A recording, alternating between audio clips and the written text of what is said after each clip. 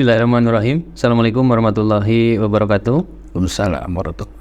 Para pemirsa LBL Podcast dimanapun berada, seperti biasa saya siarkan langsung dari studio podcast SMA Negeri 15 Kota Bandung. Dan kali ini saya menghadirkan tamu agung ini, tokoh pendidikan yang luar biasa fenomenal, dan Profesor Dadan Wedan. Selamat datang, Prof. Terima kasih. Assalamualaikum warahmatullahi. Alhamdulillah dipertemukan. Kemarin saya undang, hari ini nggak bisa, ada rapat mendadak dan sebagainya. Akhirnya hari ini saya tunggu dan alhamdulillah, Prof. Ini kita di dunia pendidikan ini butuh nih inovator dan ide-ide gagasan itu harus langsung datang dari orang yang punya kapasitas itu. Jadi pasti didengar. Kalau hanya datang dari orang-orang biasa-biasa kan orang pikir siapa lu gitu. Tapi kalau dari profesor dan ini punya pengalaman dan punya bukti bahwa di lapangan beliau sudah melakukan ide-ide, nanti kita gali. Prof, ini ide-ide apa saja yang perlu dikritisi atau hal apa yang perlu dikritisi dari dunia pendidikan saat ini, Prof? Iya, terima kasih Pak Dr. Toto. Begini, pendidikan itu kan sudah lama, sudah berlangsung sejak zaman kolonial Belanda sampai saat ini. Tapi gaya-gaya dulu itu belum berubah sama sekali, belum banyak inovasi meskipun hasil riset, hasil penelitian, hasil studi banding berkali-kali saya kira kepala sekolah juga sering studi banding kemana-mana. Hasilnya tetap saja begitu, tidak pernah dipraktikkan. Kenapa tidak kita membuat sebuah inovasi dan terobosan baru? Bahwa pendidikan itu harus betul-betul menjadikan sebuah institusi yang menyenangkan.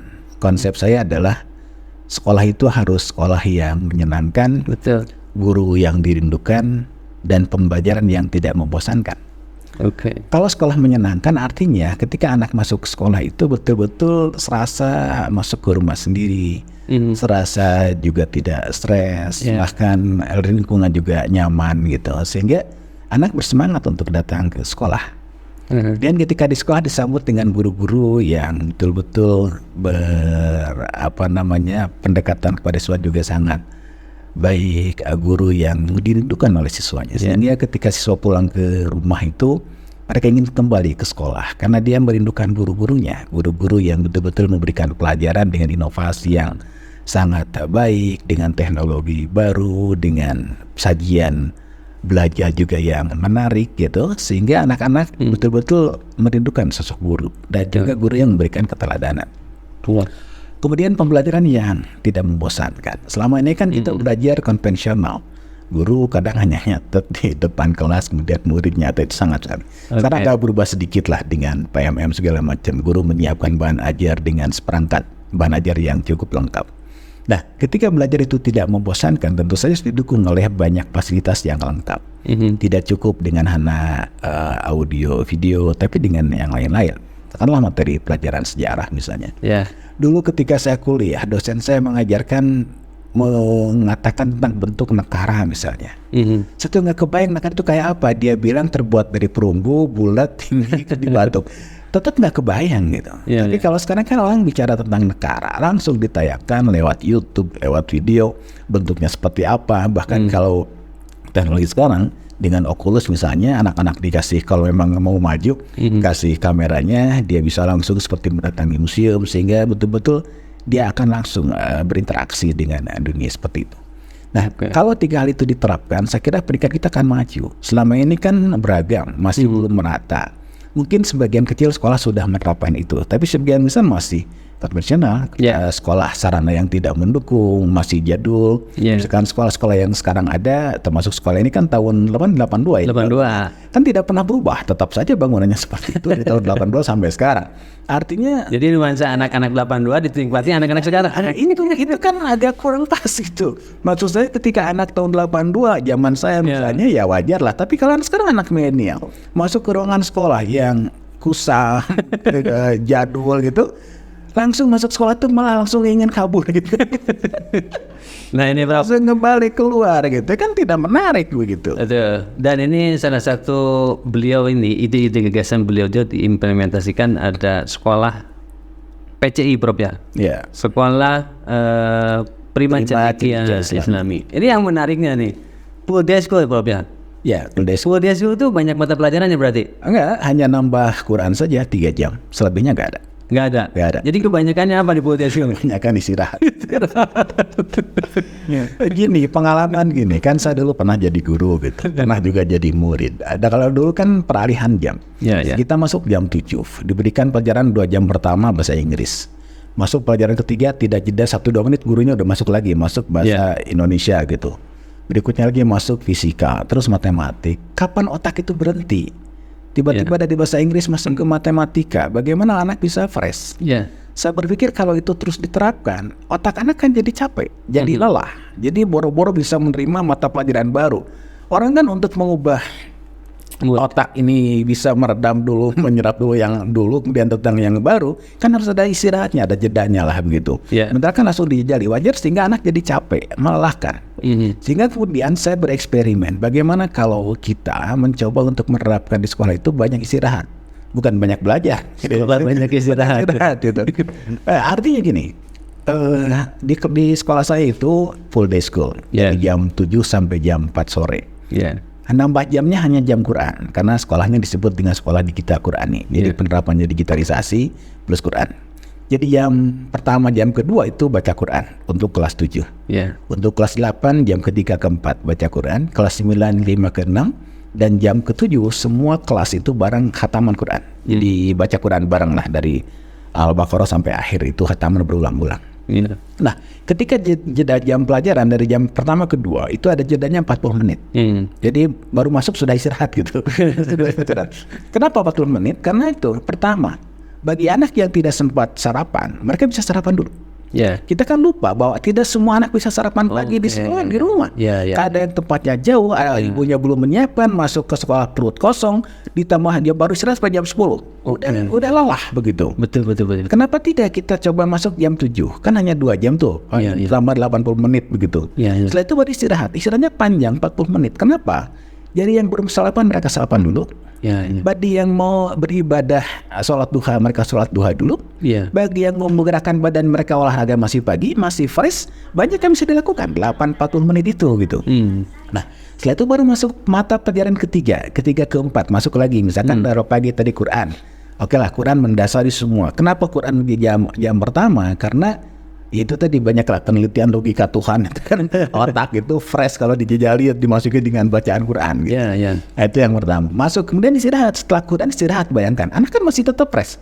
Belum diberikan fisika, tiba-tiba kan kalau kita masuk jam 7 udah fisika, udah matematik, udah kan stres, belum apa-apa, otaknya belum siap sudah itu. Tapi kalau Quran dulu, kemudian istirahat, masuklah jam ketiga ke-4. Nah itu baru mata pelajaran yang serius, misalkan matematik.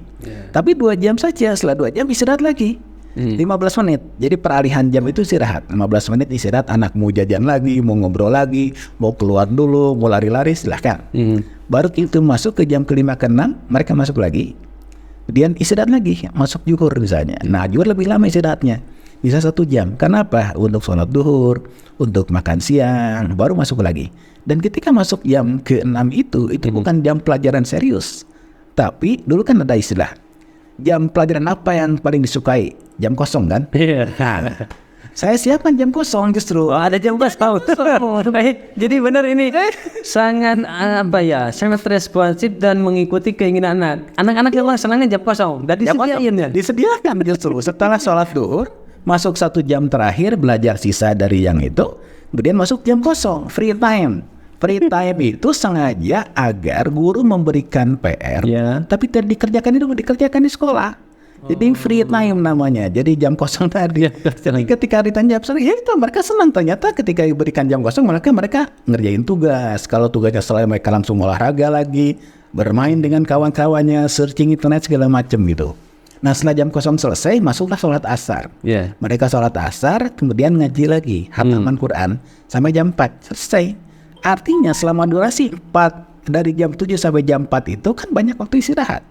Anak juga senang saja meskipun malah ketika jam 4 selesai mereka masih betah di sekolah karena kita siapkan wifi segala macam. Malah pada pulang dimarahi main game di rumah, mending sekolah aja. Itu kan sekolah yang menyenangkan gitu. Jadi terserah mereka aktivitas apa, yang pasti ketika ada di lingkungan sekolah itu kan lingkungan yang aman menurut saya. Tidak ada kontaminasi dari luar. Mereka meskipun di sekolah jam 7 sampai jam 4, tapi kalau kondisinya dibuat seperti itu, anak tidak capek. Jadi Dulu zaman sekolah kan jam 10 sudah pengen kabur. Jadi Prof, paradigma sekarang itu sepertinya sekolah yang merubah untuk kepentingan anak begitu. Betul. Bukan anak yang harus mengikuti apa kata sekolah ya. Ya itu maksudnya meskipun aturan tetap diberlakukan, tetap masuk jam 7 itu kewajiban. Disiplin tetap anak-anak masuk Tetap ada, tapi ketika di ruang sekolah, di lingkungan sekolah mereka betul-betul nyaman, betul-betul santai lah di sekolah itu. Tapi meskipun santai, justru otak mereka juga lebih tenang, lebih bisa menyerap pelajaran dengan baik, dan mereka lebih menyarukan kreativitas ide. Nah itu senang. Di sekolah saya SMP misalnya, itu kan anak senang main game. Saya bilang oke, anak silakan main game, tapi arahkan oleh gurunya bukan main gamenya, tapi membuat game. Kan sama-sama main. Bedanya kalau anak lain baru belajar, baru bisa bermain game, anak di sekolah saya justru sudah membuat game. Sama-sama gamenya, tapi kan beda arahnya. Betul. Yang satu baru bermain, yang satu sudah menciptakan. Dia buat kelompok, dia buat udah banyak game yang dilahirkan oleh anak-anak di sekolah dia SMP itu. Padahal sama-sama judulnya game, tapi beda perlakuan dan beda prakteknya. Itu yang dan membuat anak juga senang. Mereka juga daripada main game mending buat game saja, kan lebih eksplorasinya juga lebih bagus. Nah, Prof, dari hasil pengamatan nih, dengan anak yang banyak istirahatnya itu, ada perubahan ke hal apa tuh, Prof? Iya, artinya mereka betah dulu lah di sekolah. Satu betah ya, merasa nyaman tadi. Saya bilang gini, sekolah yang menyenangkan. Artinya ketika mereka datang ke sekolah itu tidak stres. Banyak yang datang kan ke sekolah malah stres, lihat lingkungan sekolah, lihat guru, macam-macam. Banyak dia mau belajar dengan baik. Tapi kalau datang ke sekolah, mereka meskipun datang belum sarapan. Sekolah menyediakan waktu sarapan, mereka sarapan dulu, kan itu santai. Jadi anak itu tidak dikejar-kejar oleh macam-macam. Ya, di rumah belum sarapan, ya nantilah. Sekolah juga ada waktu sarapan 40 menit, kita bisa sarapan dulu, bisa ngobrol dengan kawan-kawan, bisa diskusi sambil ngobrol. Kan enak. Itu lagi misalkan, di sekolah itu perusahaan sengaja disimpan di luar. Perpustakaan, bahkan di kantin. Kenapa di kantin? Karena itu, kalau di sekolah konvensional kan, perpustakaan itu masuk ruang, dilarang ribut, dilarang makan, harus dijempling. Waduh, sehingga stres gitu. Orang malas masuk perpustakaan. Tapi kalau tempat saya, perpustakaan saya buat di luar. Orang yang membaca buku di mana saja silakan. Sambil mau makan, sambil mau minum, mau ngobrol, muter silakan. Atau di kantin, saya buat library cafe namanya. Artinya, di kantin aku bisa sambil makan. Yang penting kan bukan bacanya, tapi menumbuhkan minat baca. Jadi kalau anak membawa buku, dia ambil dari rak, meskipun dibuka-buka sambil makan, minatnya tumbuh. Dibandingkan dengan sengaja datang ke perpustakaan dengan buku tebal, dilarang ribut, stres, membaca buku, itu udah malah anti nantinya. Malah jadi malas lah. Tapi kan kalau di kantin, jadi misalkan buku juga dipisahkan. Kalau di kantin itu, di library cafe itu bukunya novel, majalah, kayak gitu. Disesuaikan situasinya. Kan situasi. Bukan mata pelajaran atau pelajaran di perusahaan yang satu lagi gitu. Jadi kita mindsetnya berubah. Bahkan maunya saya di tiap kelas itu, di setiap selasar itu ya ada buku-buku. Sehingga anak kemanapun dia lihat buku ya diambil.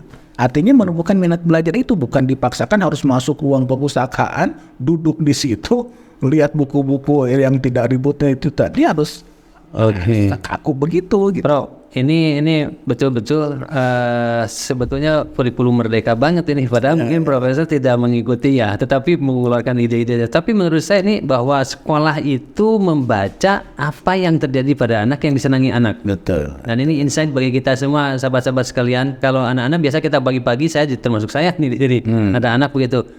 Kantin nanti dulu sholat dulu, padahal mungkin anak belum makan ya. Itu harusnya disediakan saja. Sehingga anak itu ketika bayangkan kalau anak tidak sarapan di rumah, ketemu nanti jam istirahat jam 10, itu pun hanya 15 menit.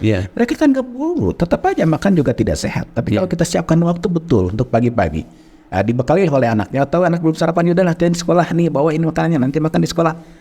Kayak botram di sekolah itu kan, pagi sekolah kan disediakan saung-saung, tempat-tempat duduk kayak di pantai gitu. Ya mereka kumpul bareng di situ, makan bareng, sarapan pagi bareng-bareng gitu. Nah itu kan jadi anak ya senang aja, meskipun belum sarapan, mereka bisa lebih senang sarapan di sekolah dibanding sarapan di rumah. Itu lebih bagus. Itu. Jadi ide-idenya luar biasa ini, membawa inspirasi kepada kita semua. Nah sekarang ini Prof kan sudah ada, jadi terus saya perhatikan terus berkembang. Sudah PCI kemarin ada PCI Kids. PC. Untuk anak-anak. Jadi terus dan idenya sederhana, daripada orang ngasuh mayar lebih baik bikin sekolah. Oke, ini di PCI Kids gimana tuh Prof? Ininya ada gagasan apa lagi nih? Ya, saya juga sama. Saya kan baru punya cucu ya, usia 2 tahun. Ya. Saya lihat sekolah-sekolah taman kanak-kanak, maaf misalnya, lingkungannya kan seperti rumah-rumah biasa yang dibangun jadi TK. Jadi seperti seadanya. Tidak serius untuk membangun sebuah sekolah. Betul. Dan itu juga diajarkan hal yang kurang pas untuk saatnya. Misalkan anak TK harus belajar membaca, itu kan belum saatnya dia istilah belajar membaca. Sehingga kemudian di desa yang muncul, udahlah kita buat bukan ruang kelas, bukan satu ruangan yang panjang itu sekarang masih di ruko, tapi nanti saya akan bangun sebuah gedung sekolahnya yang representatif gitu. Jadi ide saya itu anak itu kan berkelompok saja, tidak harus dibagi kelas-kelas. Anak TK nggak perlu pakai kelas ya. Gak usah terbuka saja. Paling kalau untuk memisahkan kelompok anak ya dihalangilah dengan lemari untuk menyimpan mainan anak gitu. Sudah kumpul di situ, sebarkan mainan sebanyak-banyaknya. Biar saja anak bermain. Guru kan hanya mengarahkan saja. Fasilitator kan guru ketika di TK itu, bukan guru yang seperti di SD begitu. Jadi mereka eksplorasi anak bisa ekspresinya silakan. Pokoknya kasih segala macam. Kasih buku, kasih kertas, kasih alat gambar, kasih waterpark, kasih pastel, kasih mainan. Nah, terserah mereka. Guru mengajarkan misalkan abatasa ya silakan, ada kelas abatasa. Ya mereka membuat seperti itu. Dan itu eksplorasinya bebas. Jadi tidak harus ditekankan harus bisa belajar, membaca, menulis, berhitung. Gak bisa. Anak itu kan bermain. Pendidikan anak sendiri kan anak yang bermain. Sehingga namanya juga untuk 2-4 kelompok belajar, baru kemudian taman kanak-kanak. Itu semuanya adalah permainan dan itu kelompok bermain. Pada sampai usia 4 tahun di negara lain mungkin baru usia kelas 1 sampai kelas 3 juga masih bermain, belum serius belajar caristung kan tidak begitu. Nah, saya ingin mengubah paradigma itu. Jadi masuk ke taman kanak-kanak itu atau kelompok belajar itu, kelompok bermain itu betul-betul anak memang bermain. Bukan belajar, karena bukan saatnya belajar. Anak belajar ketika di SD. Itu kelompok 6 itu kelompok bermain. Jadi taman kanak-kanak, memang juga taman kanak-kanak, bukan taman pendidikan. Jadi Prof ini kayaknya karena dari sejak TK ini kita sudah dikasih pelajaran. Jadi pas di SMA jadi anak-anak meresolusinya bermain. Tapi Prof ini dari pengalaman dari luar negeri gitu. Ini kan ada aturannya ya, pendidikan itu kalau TK apa, SD apa gitu. Nah ini kenapa di Indonesia ini kok bisa kayak tidak menggunakan teori-teori pendidikan itu tidak menggunakan? Kenapa? Enggak, bukan tidak menggunakan. Menurut saya gini, banyak pakar pendidikan.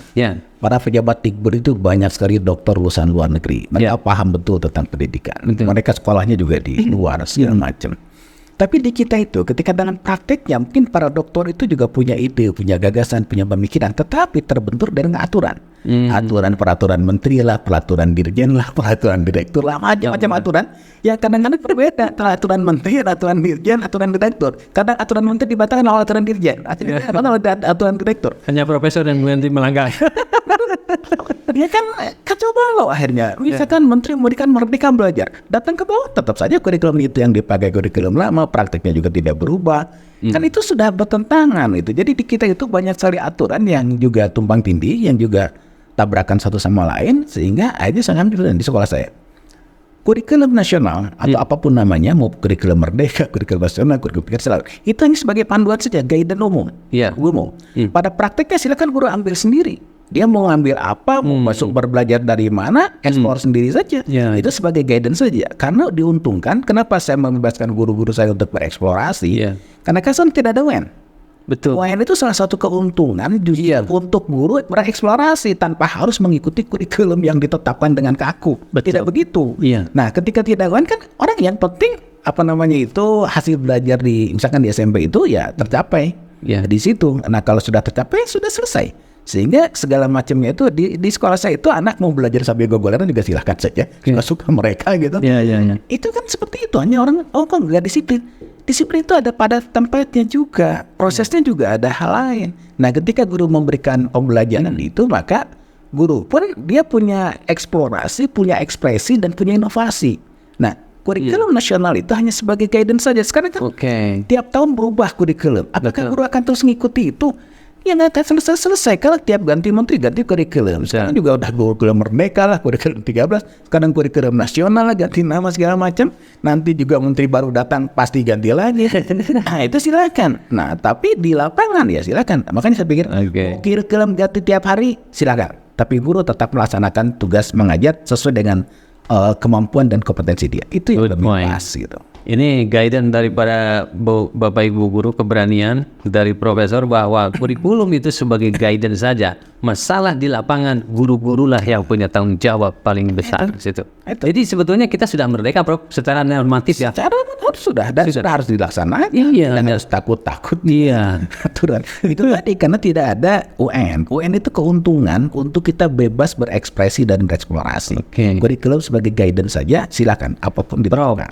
Ini satu lagi menurut saya yang menjadi penjara bagi guru-guru dan susah untuk administratif. Prof, gimana? Ini di Profesor gimana administratif guru-guru? Malah kalau saya jadi menteri atau saya jadi kepala sekolah, untuk administrasi serahkan, angkat aja seorang operator seperti orang operator bos. Gak usah yang lain-lain, angkat operator, dia ngurus administrasi guru. Guru tugasnya tetap belajar, mengajar. Dua hal. Kalau dosen kan pengabdian usaha, pendidikan, penelitian, pengabdian masyarakat, mengajar, meneliti dan mengabdi. Guru kan hanya dua, pengabdian kan jarang, hampir jarang lah.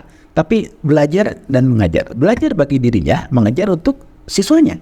Ketika ada waktu untuk belajar bagi dirinya, maka dia bisa menambah banyak pengetahuan, menambah banyak pengalaman, banyak ilmu dan lain-lain.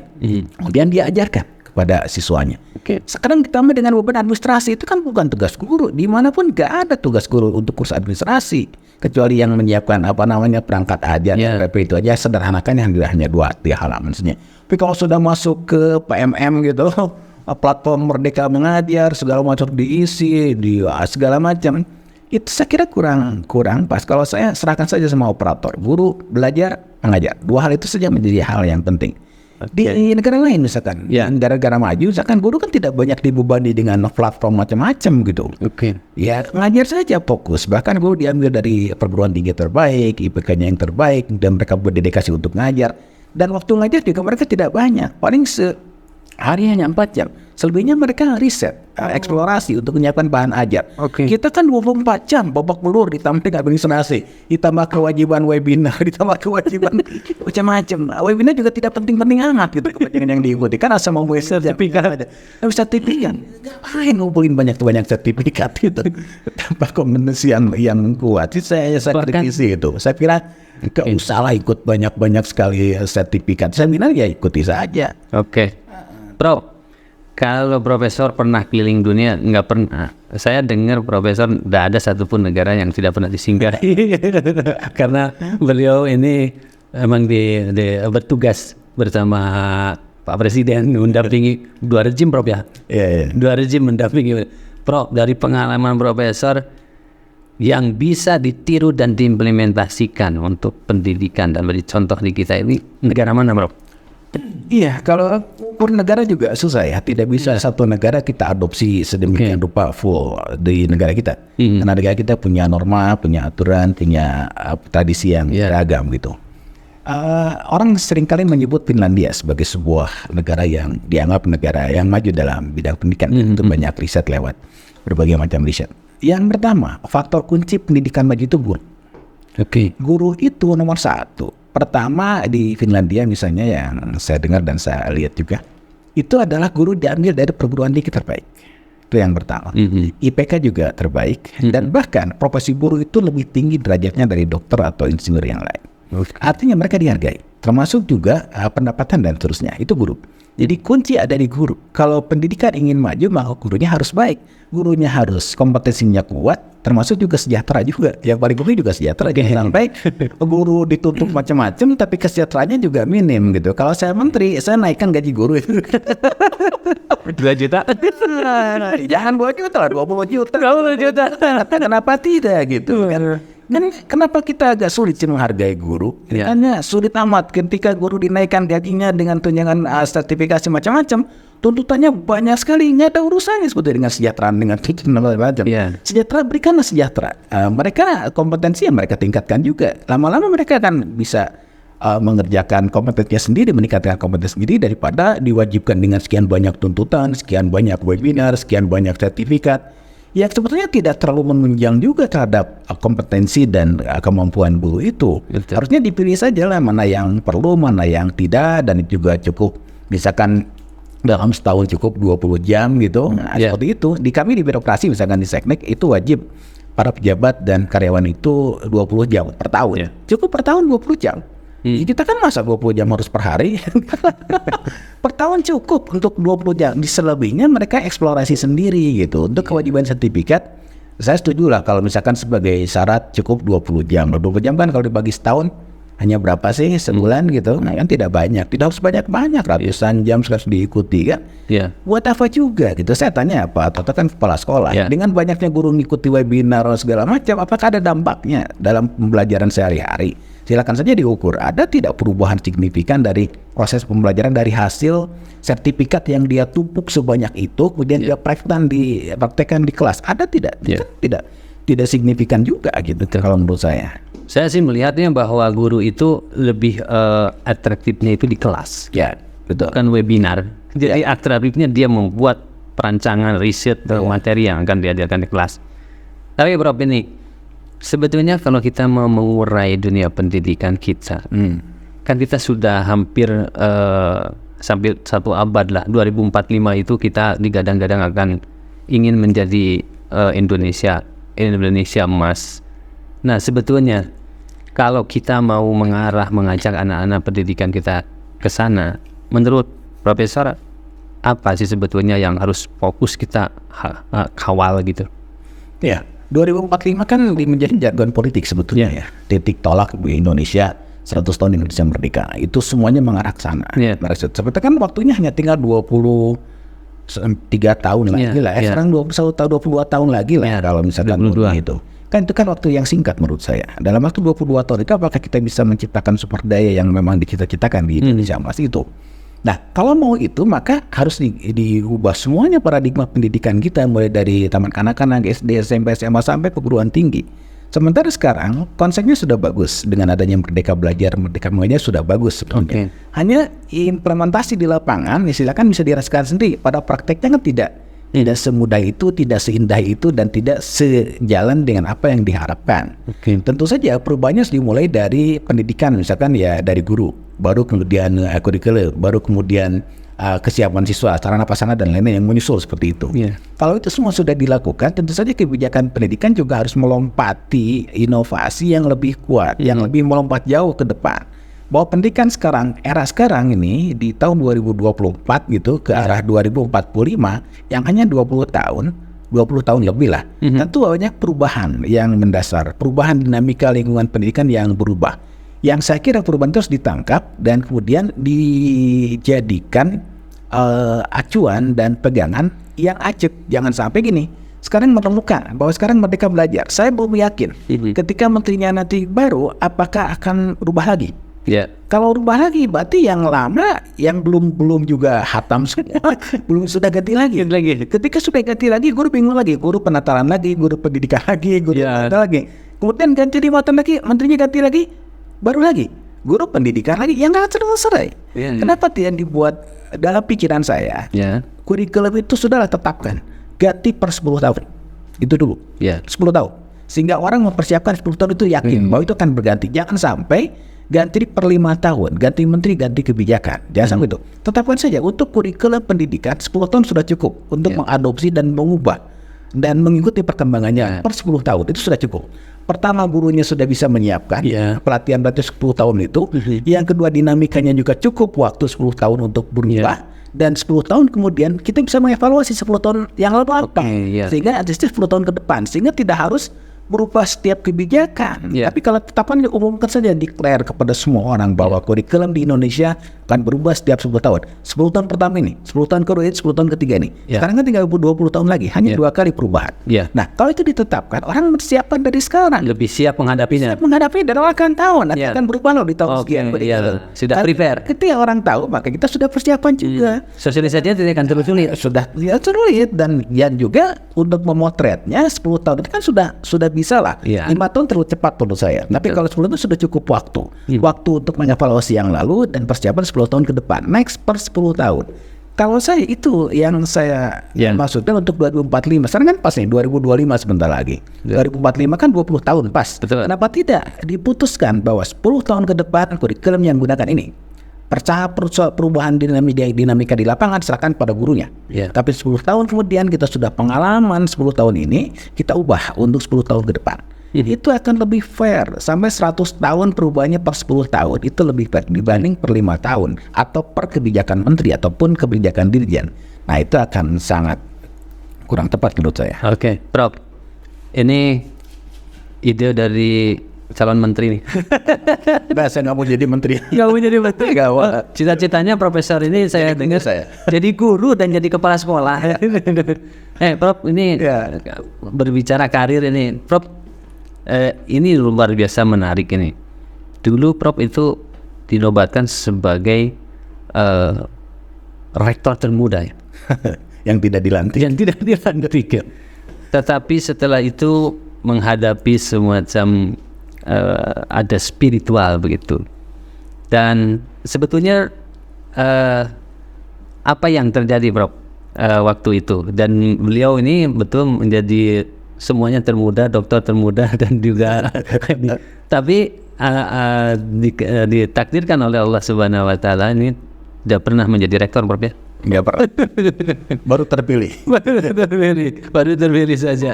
Dan ini ada sesuatu yang menarik spiritual dari profesor ini. Selain dari akademisi juga, beliau ternyata spiritualis yang luar biasa. Ini bisa cerita enggak Prof? Bisa masuk ke istana itu bagaimana prosesnya? Itu permainan logika Tuhan itu. Permainan logika Tuhan. Jadi ceritanya Prof, sharingnya Prof. Waktu itu kan saya dosen di Kopertis 4. Iya. Sempat saya di Universitas Galuh. Waktu itu. Waktu pertama saya juga pernah di IKIP Malang sebentar gitu. Kemudian ke Bandung. Dan saya diangkat dosen itu tahun 90. 90 itu tanpa tes. Karena Allah tahu kalau saya tes nggak akan lulus umur hidup saya dari PNS. Jadi saya lulus dari IKIP Bandung tahun 89. Itu ujiannya bulan Juli saya masih ingat. Skripsinya, wisudanya September 89. Diangkat 1 Maret 90. Jadi pada usia 22 tahun saya jadi PNS golongan 3.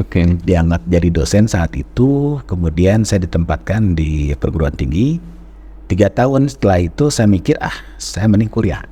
Saat itu kan jarang orang kuliah. S2 itu sangat jarang pasti. Tahun 8 angkatan saja masih jarang. 89 itu orang jarang sekali kuliah. Saya bilang dosen saya masih S1 semua rata-rata, jarang S2. Saya nekat saja, baru 3 tahun jadi saya setahun CPNS kan. Setahun jadi PNS, 2 tahun kemudian menjalani sebagai dosen. Kebetulan naik golongan ke 3B gitu kan, 3 ke 3B. Saya langsung ngajukan kuliah. Kebetulan saya diterima di Unpad dengan beasiswa. Akhirnya saya kuliah. Jadi saya masuk kuliah itu tahun 93. 3 tahun setelah saya diangkat sebagai dosen. 3 tahun 93, kemudian tahun 95 saya lulus 2 tahun. Tepat 2 tahun saya lulus 95 S2 dalam usia 26 tahun kalau tidak salah. Nah setelah itu ketika lulus, Profesor Edi Eka Jati pembimbing saya, lanjutin aja lah ke S3 gitu. Nanti saya rekomendasikan untuk dapat beasiswa. Ya kalau saya dijamin beasiswa ya saya lanjut aja ya. Daripada bengong gitu. Akhirnya saya baru lulus 95 S2, saya langsung daftar. 96 saya udah masuk diterima lagi S3 96. Saya diterima S3 96, kemudian selesai 5 tahun 2001. Nah, agak lama karena saya riset di luar negeri. Saya riset di Australia sama di Belanda. Jadi terpotong riset di luar. Jadi 2001 saya selesai doktor. Kemudian 2002 saya kembali ke kampus dan itulah terjadi pemilihan rektor kan. Udah usia 34 tahun saya itu. Pemilihan rektor, saya terpilih. Usia 34 pemilihan rektor, saya terpilih. Suara terbanyak. Tapi yayasan saat itu meminta rektor yang senior. Katanya saya terlalu muda dan terlalu lurus juga. Terlalu muda lah, 34 tahun. Nah karena saya tidak terpilih, kebetulan 2002 itu saya ibadah haji yang kedua. Berangkat ibadah haji, katanya di kampus demo kayak gitu. Saya tidak peduli lah, saya urusan haji saja. Berangkatlah haji. Nah, di akhir-akhir waktu ibadah haji sebelum ke Madinah itu saya pernah bermimpi di masjid menjelang besoknya ke Madinah. Iya. Bermimpi malam hari itu saya melihat mobil plat merah di depan Masjidil Haram gitu. Wah, semua cerita ke kawan-kawan sekamar kan. Iya. Saya tadi malam mimpi itu ada mobil plat merah parkir di Masjidil Haram, itu apa ya artinya? Wah, mereka ribut, ente akan jadi pejabat tadi. Wah, saya bilang jauh-jauh, saya kan dosen, jauh-jauh dari pejabat. Akhirnya pergilah di situ. Kemudian sambil jalan juga 2001 saya lulus doktor. Iya. Kemudian terpilih sebagai rektor 2002, kemudian saya ibadah haji. 2003 saya mengajukan guru besar, juga nekat. Iya. Jadi dalam usia 36 tahun saya mengajukan guru besar. Terus jalan juga. Iya. Pernah saya datang ke dosen saya, minta rekomendasi ke profesor. Dan ngapain? Mau jadi guru besar, saya bilang karena harus ada rekomendasi dari guru besar sebelumnya, kan ada 5 yang ngasih referensi gitu. Ada yang nolak, kamu terlalu muda untuk jadi guru besar katanya. Saya juga udah tua jadi guru besar. Saya bilang saya nggak mau tua-tua jadi guru besar, saya maunya muda itu. Terus ada lagi satu lagi, mana katanya? Itu dosen luar saya kan ada dosen luar juga, luar. Minta juga rekomendasi. Dia malah, apa karya monumental Anda sebagai calon guru besar dalam usaha? Saya bilang, saya balik nanya, karya Bapak apa yang monumental? Dia nggak bisa jawab. Ya sudah. Tapi saya diusulkan dan 2004 saya guru besar. 2004.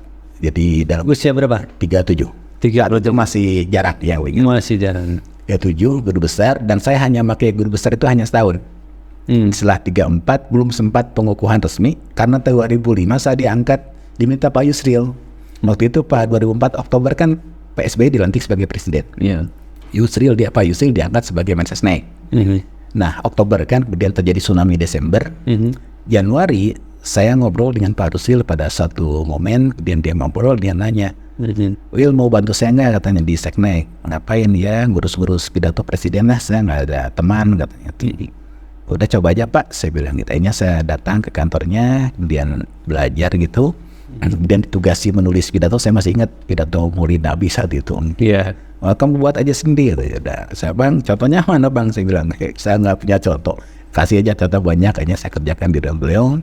Saya kemudian kasihkan ke beliau, dibawa ke Presiden SBY. Ternyata nggak banyak koreksi. Akhirnya sejak saat itu udahlah, kamu gabung di sini sebagai staf khusus menteri katanya. Ngurus apa? Ya udah ngurus itu aja. ngurus pidato segala macam. Jadi bantu Pak Menteri aja. 2005 saya mulai di Seknek. Zaman SBY, jadi SBY awal gitu. Kemudian 2002 tahun kemudian Pak Yusril diberhentikan sebagai menteri, digantikan oleh Pak Hatta.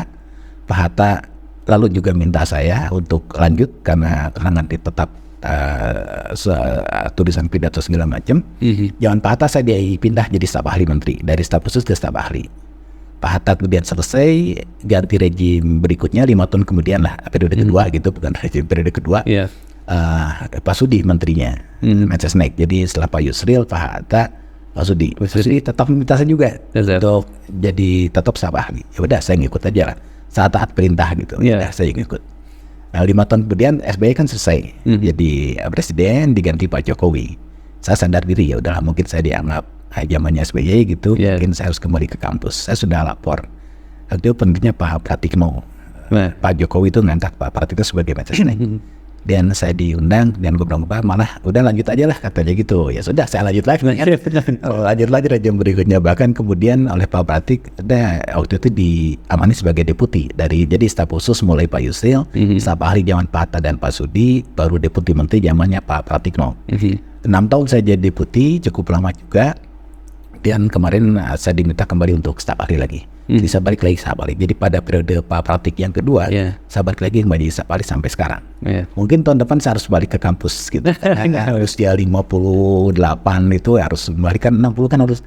Kalau saya di Seknek pensiun di 60 tahun.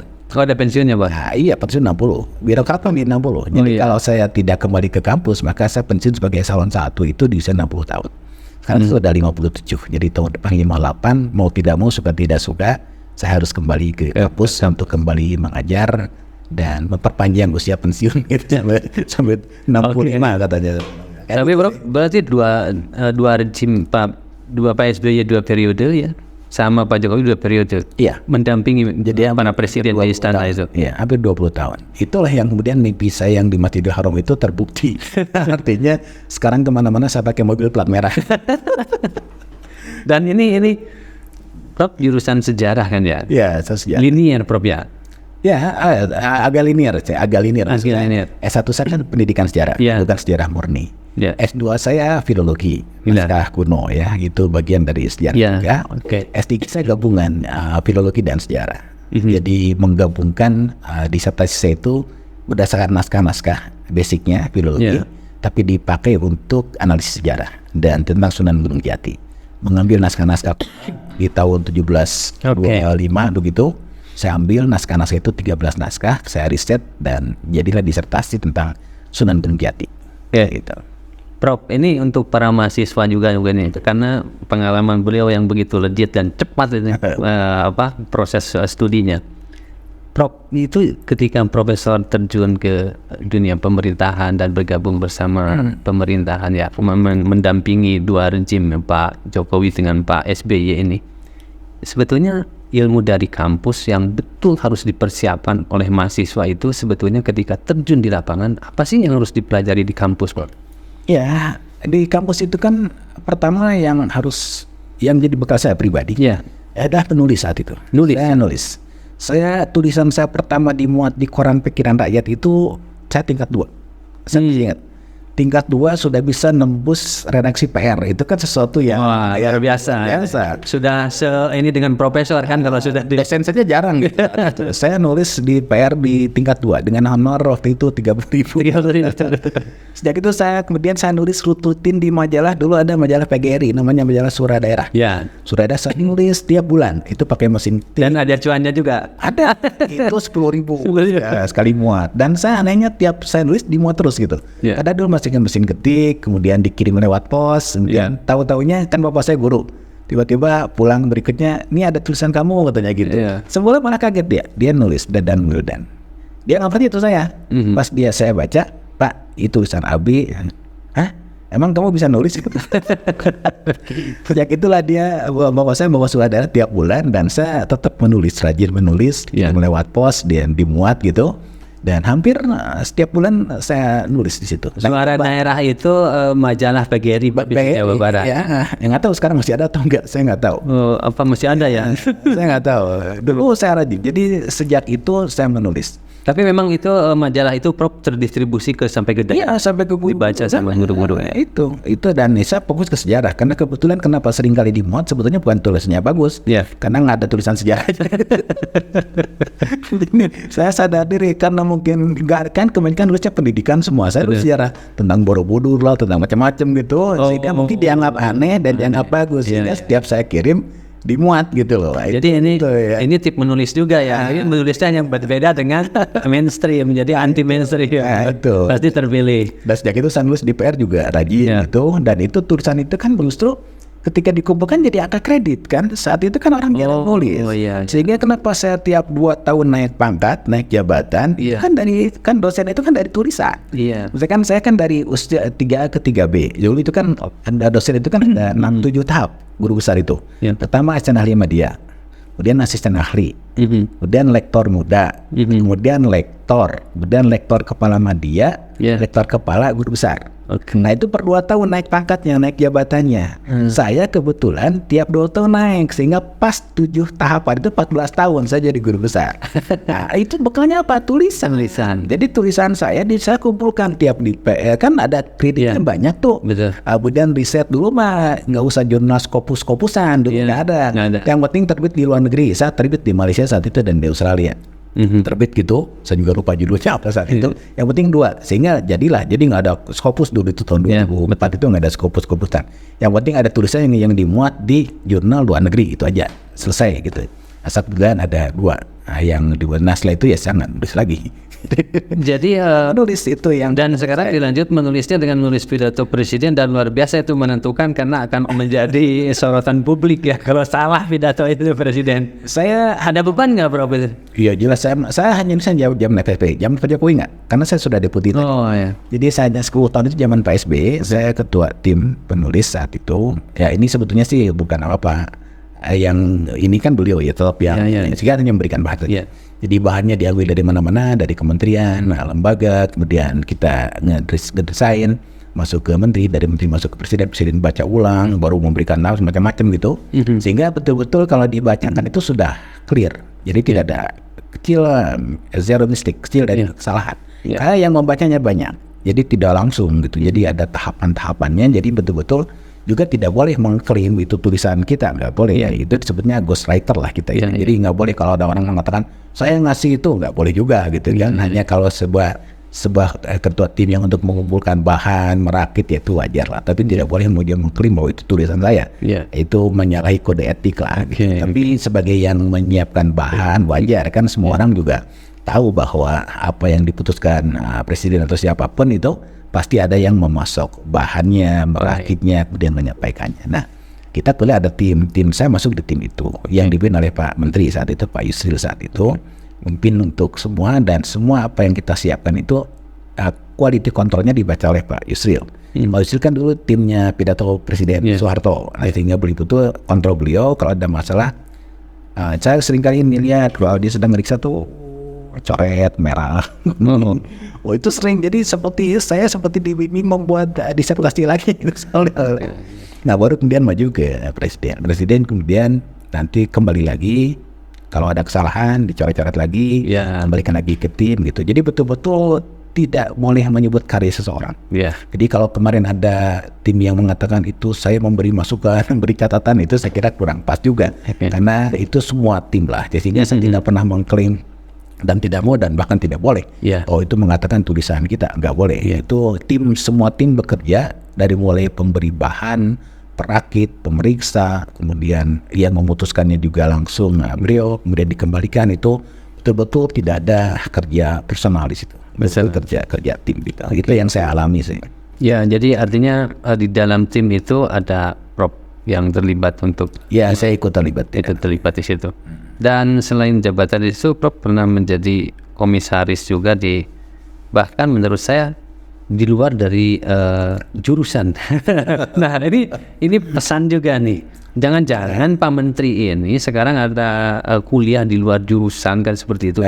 Apakah itu sangat dibutuhkan memang Prof seperti itu? Ya memang talenta orang itu kan tidak harus dengan program studi. Makanya waktu Menteri sekarang dengan Merdeka mengajar, Merdeka belajar, kampus Merdeka, kurikulum Merdeka, itu kan orang dibolehkan untuk memilih mata kuliah di luar bidang studinya, di luar bidang ilmunya.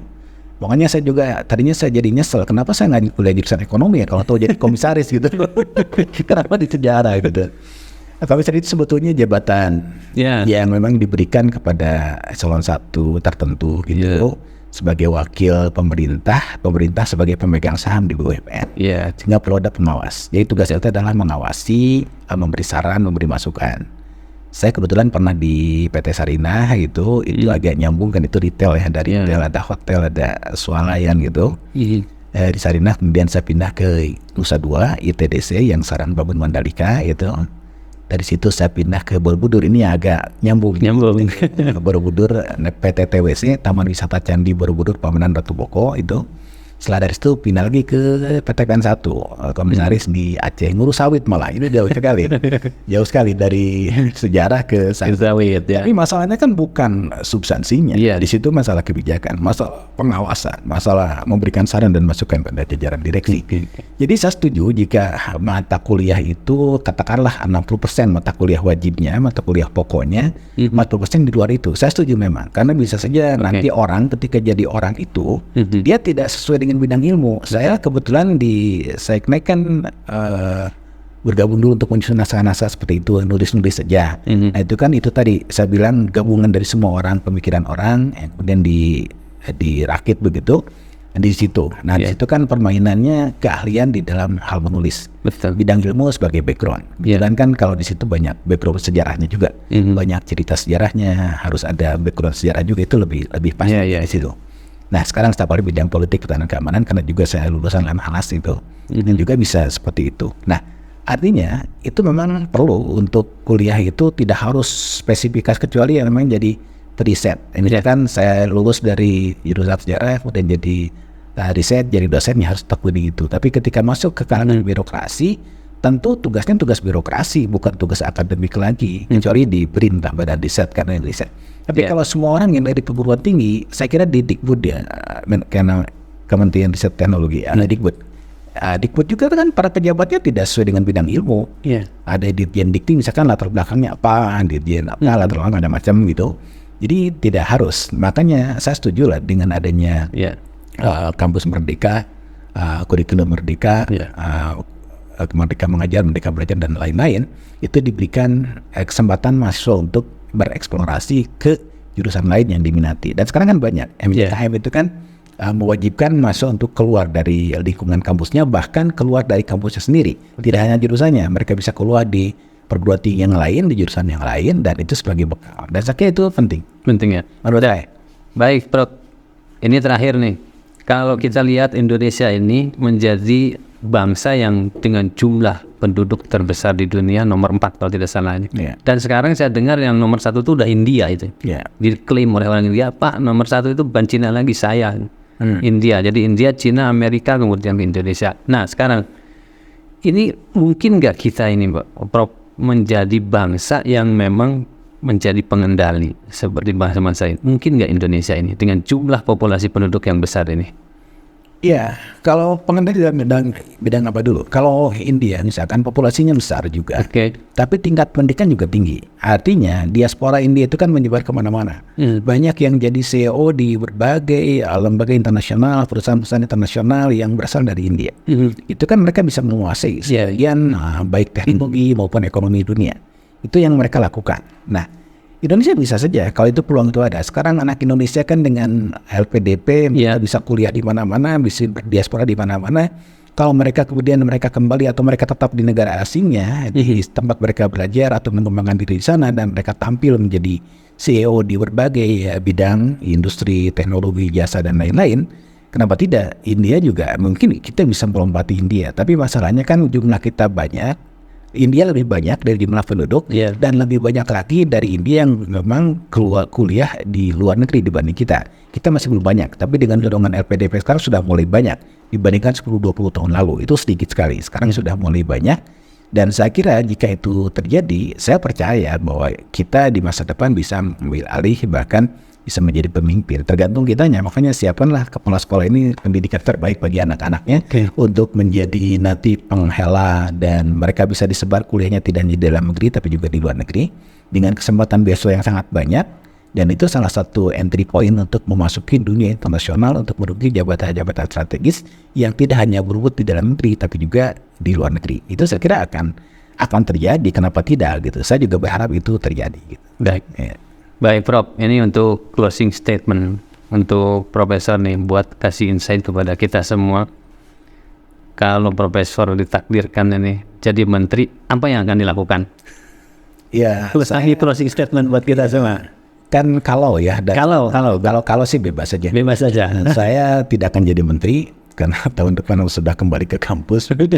Dan kenapa yakin tidak yakin karena tidak akan dipilih jadi menteri. Karena saya bukan tim sukses juga. Tapi kalau birokrat. Kalau yang pertama untuk peningkatan kualitas pendidikan. Pertama, tingkatkan kualitas guru. Yang kedua, tingkatkan kesejahteraan guru.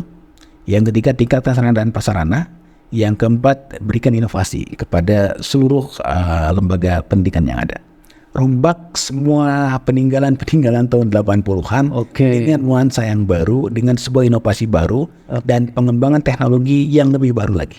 Jangan sampai guru-guru dibekali dengan teknologi yang jadul, laptop saja tidak punya gitu ya. Bagaimana bisa mengembangkan diri? Harus disiapkan. Bila perlu, kalau saya jadi menteri tadi, semua guru laptopnya disiapkan yang terbaru. Bagi semuanya, kan nggak seberapa. Kalau bagi guru hanya 3 juta orang guru di Indonesia.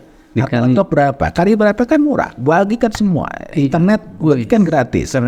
Kesejahteraan guru ditingkatkan, minimal setara dengan para guru besar gitulah. Gaji itu kan akan lebih bagus. Ini kalau tapi kan nggak mungkin terjadi. Kalau ditanya anggarannya dari mana, anggarannya kan bisa diutak-atik lah. Orang bisa bermain anggaran. Maksudnya Kementerian Keuangan kerjasama dengan DPR, anggaran pendidikan 20% itu daripada berceceran untuk SPPD kemana-mana gitu para pejabatnya. Berikan saja kepada guru-gurunya, berikan fasilitas yang lebih lengkap lagi. Itu tadi minimal senjata guru itu laptop. Berikan laptop yang terbaru. Semua guru se-Indonesia kasih Itu kan bagus. Yang kedua, tingkatkan gajinya. Yang ketiga, jangan dibebani dengan administrasi yang macam-macam. Serahkan itu sama operator gitu. Guru fokus belajar dan fokus mengajar. Itu akan lebih bagus untuk pendidikan masa depan kita. Sahabat-sahabat sekalian, lebih podcast dimanapun berada, dan itulah jikalau ini seorang menteri, maka idenya adalah memang kuncinya di guru-guru. Dan saya yakin sebagai kepala sekolah, saya juga menaungi beberapa sekolah.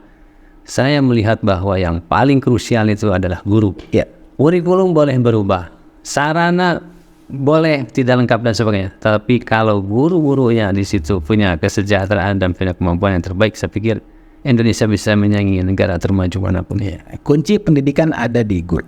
Kunci pendidikan ada di guru. Baik, terima kasih Bro atas waktunya ini. Sama-sama. Mohon maaf mengganggu aktivitasnya. Dan ini saya sangat berbahagia sekali para pemirsa, dan ini mudah-mudahan ngobrol-ngobrol kita ini membawa perubahan-perubahan, ide-ide, gagasan, dan keberanian-keberanian kepada Bapak Ibu guru kepala sekolah untuk melakukan inovasi. Dan contohnya sudah ada. Kalau nanti ada yang melarang, tinggal ajak saja beliau. Demikian para pemirsa yang bisa saya sampaikan. Mohon maaf atas segala kekurangannya. Billahi taufiq wal hidayah. Assalamualaikum warahmatullahi wabarakatuh. Terima kasih. Assalamualaikum.